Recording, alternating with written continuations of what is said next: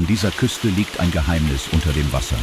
Vor über 600 Jahren stand hier eine der reichsten Städte Nordeuropas. Mit Kirche, Hafen und tausenden Menschen. In einer einzigen Nacht war sie verschwunden. Und was Forscher heute im Schlick finden, zeigt, der Untergang begann lange, bevor der Sturm überhaupt aufzog. Was geschah hier wirklich? Nordfriesland, im 14. Jahrhundert. Eine Küste, an der das Meer beständig nach dem Land greift. Zweimal am Tag holt sich die Nordsee zurück, was sie kann. Wer hier lebt, lebt gegen das Wasser. Und doch kommen Menschen, die Friesen. Seit dem 12. Jahrhundert tun sie etwas, das über Generationen ihre Welt formen wird. Sie ringen dem Meer Land ab. Sie werfen Hügel auf, Warften und setzen ihre Häuser darauf, hoch über die Flut. Sie ziehen Gräben, die das Wasser aus dem Boden treiben. Sie bauen Deiche, die das Meer draußen halten. Wo eben noch Watt und Moor lagen, entsteht fruchtbares Marschland. Land, das ihnen gehört.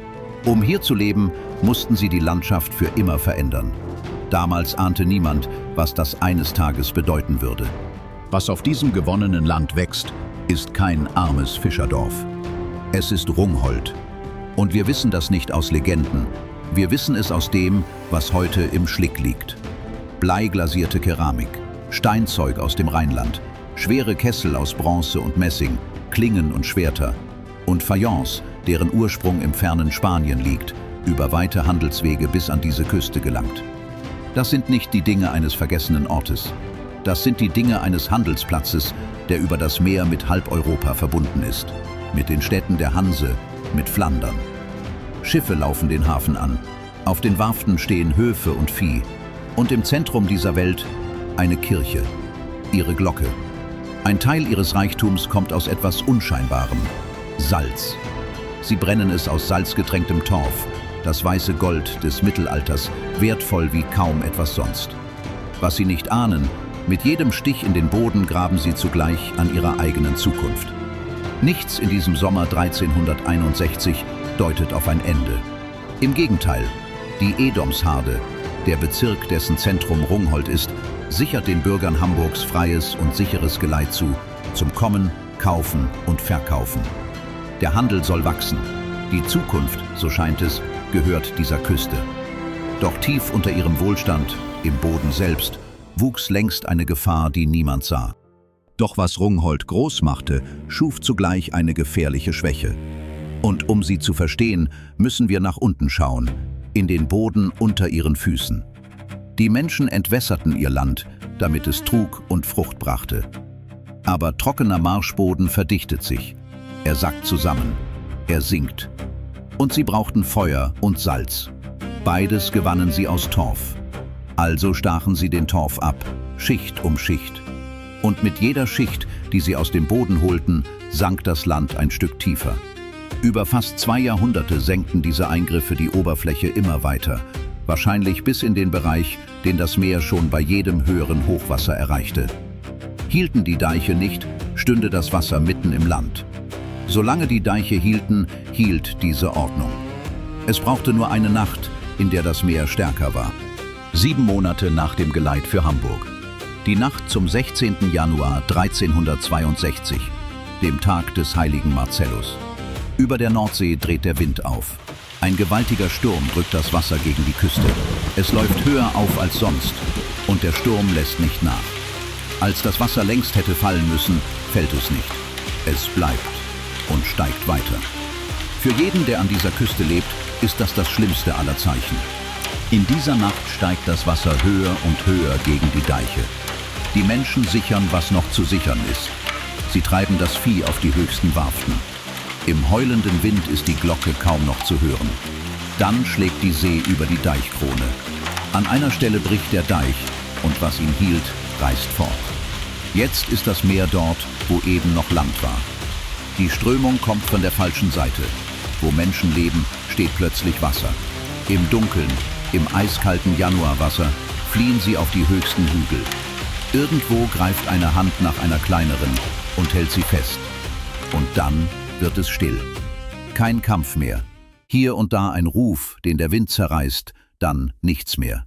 Nur noch Wasser, soweit das Auge in der Dunkelheit reicht. Einzelne Dächer. der Wind und die Glocke schweigt.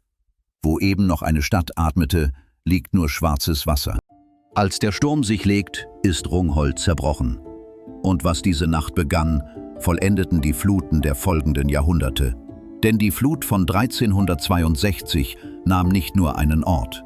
Sie traf weite Teile der Nordseeküste, von den britischen Inseln bis nach Dänemark. Ganze Landstriche gingen verloren. Wie viele Menschen allein in dieser Nacht starben, wissen wir nicht.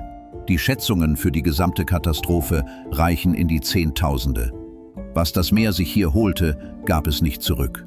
Aus fruchtbarem Marschland wurde Wattenmeer. Die Karte Nordfrieslands war danach eine andere. Was blieb, war eine Geschichte. In den Jahrhunderten danach wurde Rungholt zum Atlantis des Nordens. Man erzählte von einem Ort so reich, dass seine Bewohner übermütig wurden.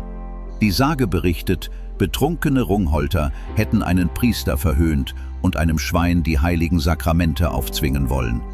Der Priester habe um Rache gebetet und das Meer habe sie geholt. Die Menschen an der Küste gaben dem Meer, das ihre Welt verschlang, einen Namen: Blanke Hans. Die blanke weiße See, die alles nimmt. Noch heute nennt man sie so, wenn die Nordsee sich erhebt. Man sagt, alle 7 Jahre höre man die Glocken der versunkenen Kirche noch läuten, aber nur, wenn man ein Sonntagskind ist. Das ist Legende. Doch unter dem Watt lag die Wahrheit, und die war lange nicht zu greifen. Dass im Watt die Reste einer versunkenen Welt lagen, war seit über 100 Jahren bekannt. Warften und Gräben wurden schon früh kartiert. Doch wo genau ihr Zentrum lag und ob sich seine Kirche je finden ließe, blieb lange ungeklärt. Heute gehen Wissenschaftler bei Ebbe hinaus ins Watt. Mit Magnetfeldmessungen lesen sie, was unter dem Schlick verborgen liegt. Und langsam erscheint eine ganze Landschaft.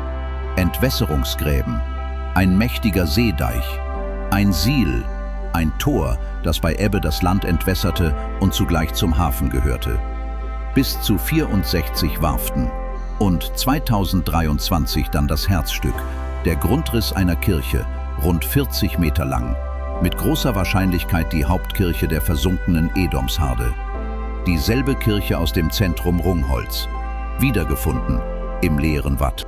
Und die Suche ist nicht zu Ende. Seit 2026 arbeitet eine neue Forschungsgruppe daran, diese versunkene Welt Stück für Stück zurückzuholen. Vielleicht ist Rungholt deshalb weniger eine versunkene Stadt als eine versunkene Welt. Und wir beginnen gerade erst zu verstehen, wie groß sie wirklich war. Sie ist nicht die einzige, die dort draußen wartet. Wenn du die nächste sehen willst, abonniere, bevor das Meer sie wieder verbirgt.